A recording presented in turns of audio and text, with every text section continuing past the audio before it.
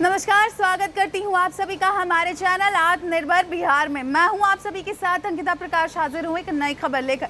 बिहार में लगातार वार पलटवार का दौर शुरू हो चुका है। सभी राजनीतिक दल काफ़ी ज़्यादा एक्टिव मोड में है और सभी अपने अपने उपलब्धियों को और अपने अपने विकास जो कुछ भी अपने अपने क्षेत्र के लिए किया है उसे गिनवाने में लगे हुए हैं।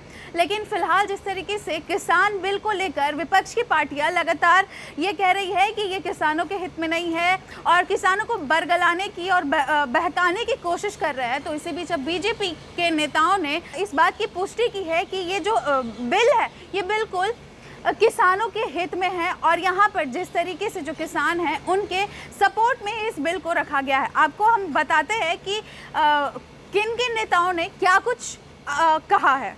सबसे पहले हम बात करेंगे हमारे प्रधानमंत्री नरेंद्र मोदी की। उन्होंने लिखा है कि आज जब केंद्र सरकार किसानों को उनके अधिकार दे रही है तो भी ये लोग विरोध पर उतर आए हैं। ये लोग चाहते हैं कि देश के किसान खुले बाजार में अपनी उपज नहीं बेच पाएं।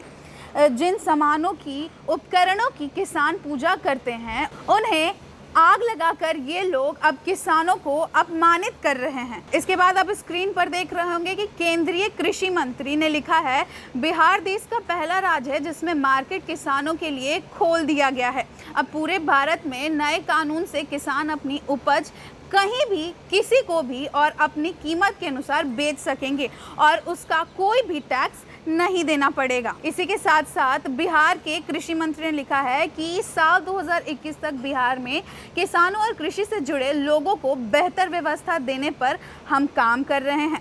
मंडियों को स्मार्ट बनाने का लगातार काम किया जा रहा है। साथ ही बिहार में कृषि के लिए 6000 दुकानें और बढ़ा रहे हैं। वन नेशन वन मार्केट से किसान अपनी फसल कहीं भी बेच सकता है। अब किसान किसी पर भी निर्भर नहीं है, यानी कि कुल मिलाकर ये कह सकते हैं कि किसान जो है वो पूरी तरीके से अपने फसल बेचने के लिए आत्मनिर्भर है। वो कितने भी दाम पर अपने इच्छा अनुसार अपने फसल को बेच सकते हैं। अब वहीं भाजपा प्रदेश अध्यक्ष संजय जायसवाल ने कहा है कि मोदी सरकार ने 6 सालों में गेहूं का समर्थन मूल्य 41%, चने का 65% और दलहन का समर्थन मूल्य 73% तक बढ़ाकर किसानों की आय बढ़ाने का वादा निभाया है। केंद्र सरकार ने किसानों के लिए जो कल्याणकारी कार्य किया है उसे लंबी बहरिस्त है। तो चलिए, लगातार जो बीजेपी के नेता हैं वो किसानों को इस बात की पुष्टि करा रहे हैं कि ये बिल्कुल पूरी तरीके से किसानों के हित में है और विपक्ष की पार्टियां केवल जुमलेबाजी कर रही हैं और केवल किसानों को बरगलाने की कोशिश कर रहे हैं। चुनाव नज़दीक है, जैसे जैसे नज़दीक आ रही है वैसे वैसे जो चुनावी सरगर्मी है वो काफ़ी ज़्यादा जोर पकड़ती जा रही है।